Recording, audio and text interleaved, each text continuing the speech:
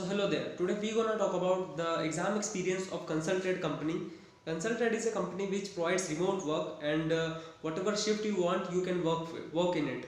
So that's why I was for because of this flexibility, I just want to work for it and I want to give the exam, but I was unable to give the exam because as it is a campus recruitment and in our campus, it's a rule that if you are already placed, then you cannot apply for any other company from in campus recruitment process. So that's why I couldn't give the exam, but I got both the questions because my friends were giving the exam and they were unable to solve the questions. That's why they have sent me and I solved both the questions for them, and that's why we are going to solve those questions so that you can get an idea that which type of questions are asked in ConsultAdd company in online assessment.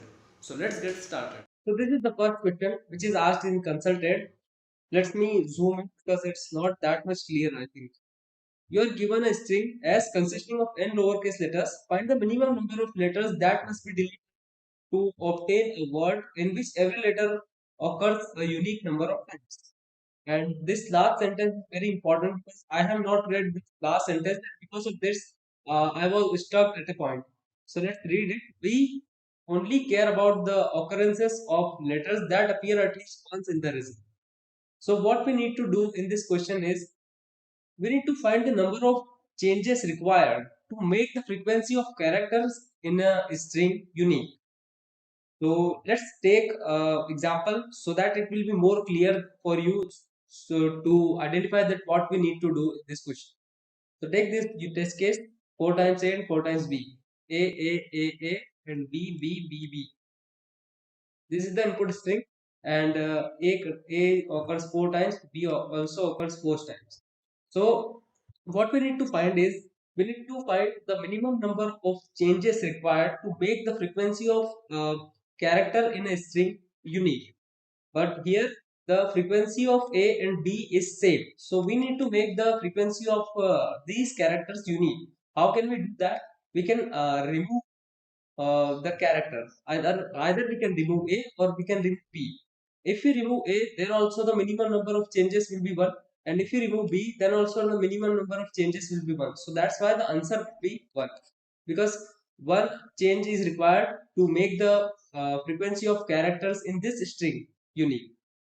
So this is the basic example that could be passed. But if you take the difficult example or difficult test case like CCAFFDDECCE.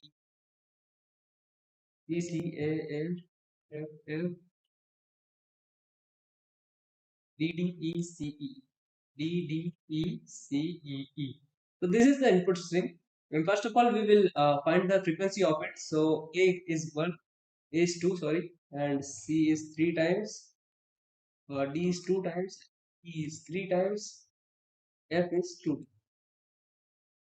So now it's difficult for us to identify that how to find the minimum changes. So what we will do is I will tell you the approach that I have applied to find the minimum number of changes to make the frequency of characters in a string unique. Let me share my approach. What I have done as you can also identify that in order to find the frequency of characters, the hash map approach is most suitable or efficient.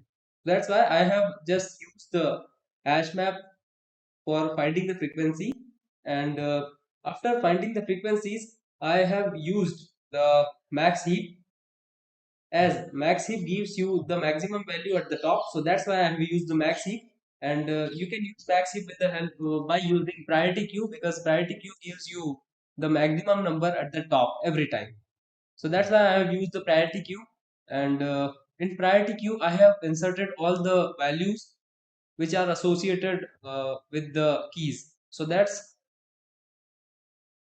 this is something like my priority queue 2 because the it's it's in descending order. So let's say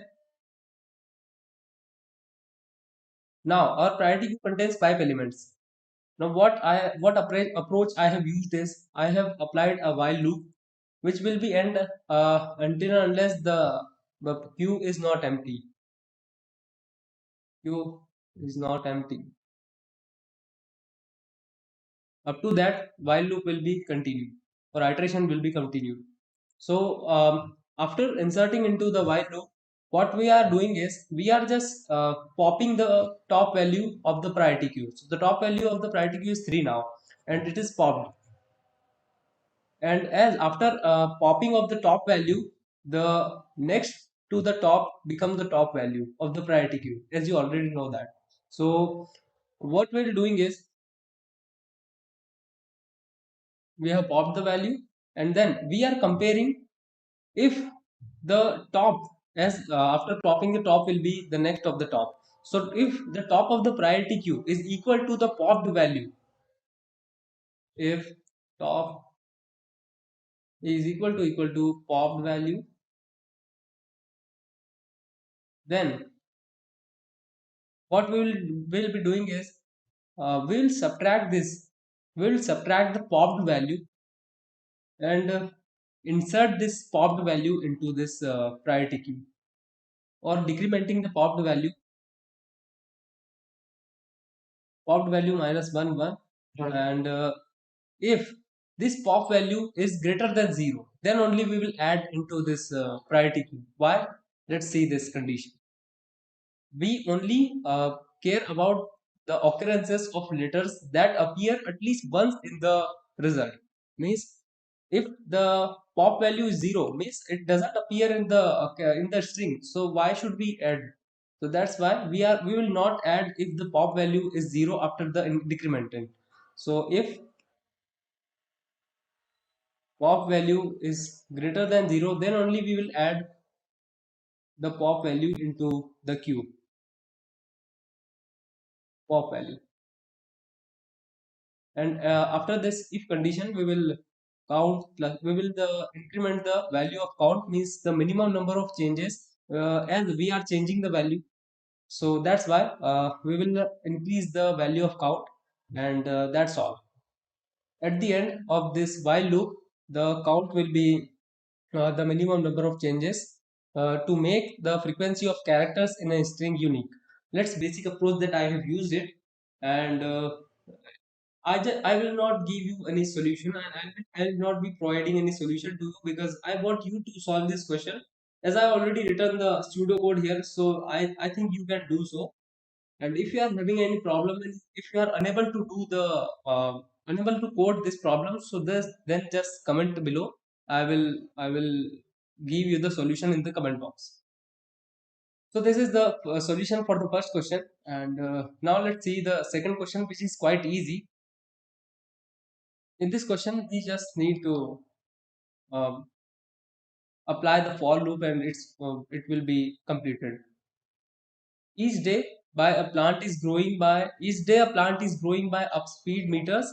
Each night that plant height decreases by down speed meters. Due to lack of sun heat, it decreases, and initially the plant is 0 meters tall. We plant the seed at the beginning of the day. We want to know when the height of the plant will reach a certain level. So there is a plant which is increasing which is increasing with up speed meters in a day, and decreasing with the down speed meters in a day. So uh, we need to find the number of days in which uh, the plant will grow up to the desired height. So it will be very easy question, I think. Let's do it. So the up speed is 5,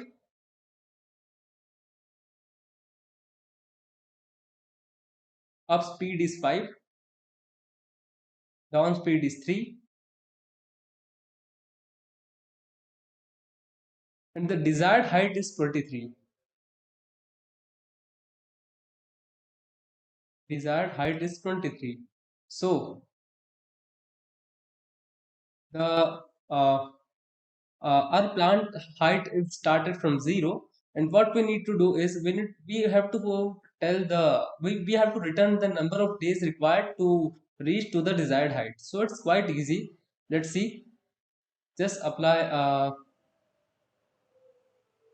loop, while loop, in which we'll be adding, let's say, the height equal to 0, and height plus equal to up speed, because every day the plant will grow with up speed. And if the height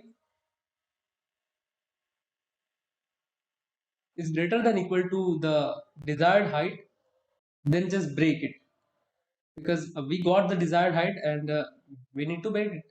And if it's not, then else just every day the plant is decreasing with a down speed meter. So that's why we have to decrease the height also. So height minus equal to down speed. And at the end of the while loop, we have to count the number of days also. So int days equal to 0, and at the end we will increment the value of days, so days plus plus.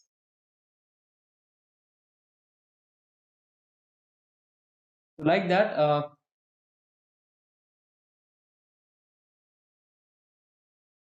so at the end we have done the days plus plus, and after the execution or after completion of this while loop, we'll get the number of days required to reach to the desired height.